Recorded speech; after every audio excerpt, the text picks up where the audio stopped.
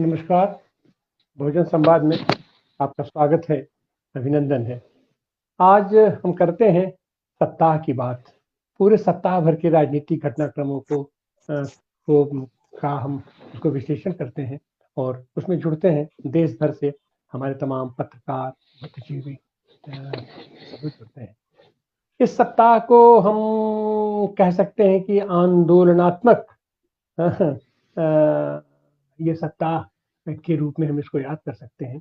इसमें तरह तरह के आंदोलन हुए और उसमें खास करके राजनीतिक आंदोलन हुए, अपना किसान आंदोलन है और तरह तरह के आंदोलनों का ही पूरा सप्ताह रहा है।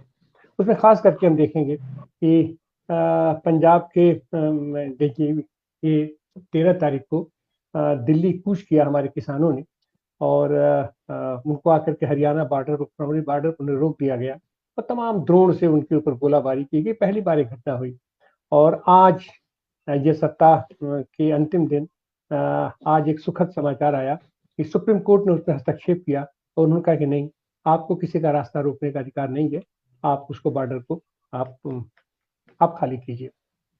और अपने पिछले सप्ताह इनका भारत जोड़ो न्याय यात्रा जो चल रही है वो उत्तर प्रदेश में प्रवेश की और उत्तर प्रदेश में अपने चंदौली बॉर्डर से प्रवेश करके बनारस से आई और बनारस से आज कल वो उत्तर प्रदेश से विदा हुई है आगरा से।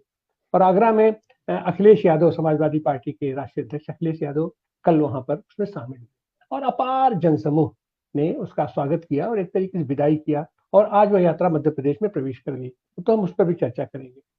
और इस सप्ताह की एक प्रमुख घटना रही है राज्यसभा चुनाव।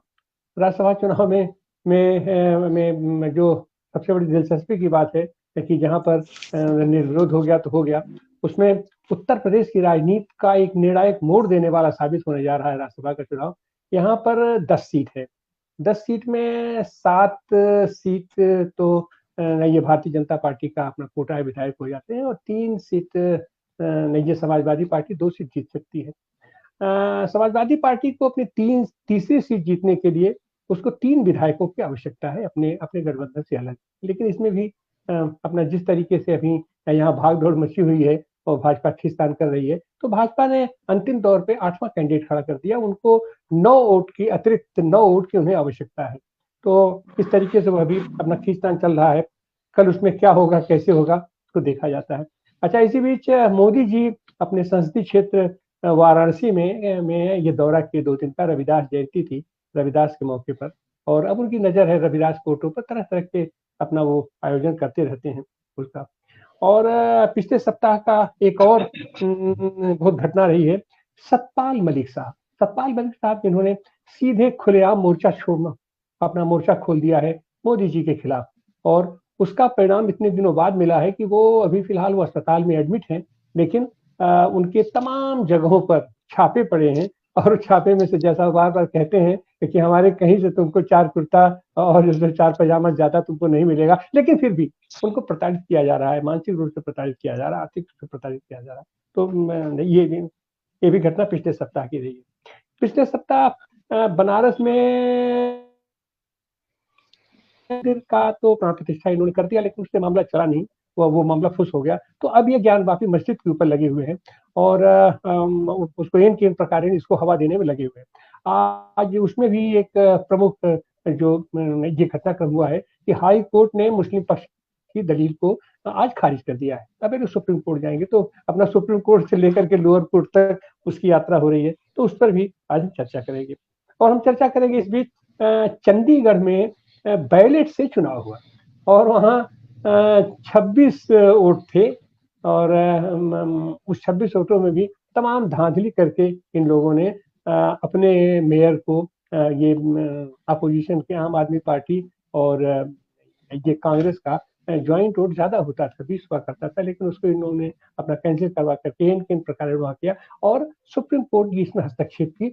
हस्तक्षेप करने के बाद पुनः निर्वाचन ही नहीं बल्कि उन्हीं बैलेट पेपर को फिर से गिनती करा करके उन्हें वैलिड करा करके और वहां पर रिजल्ट डिक्लेयर कर दिया। तो एक तरीके से ये कहा जाएगा कि भारतीय जनता पार्टी का जो अब तक कहा जाता था कैसे जीतती थी, क्या जीतती थी,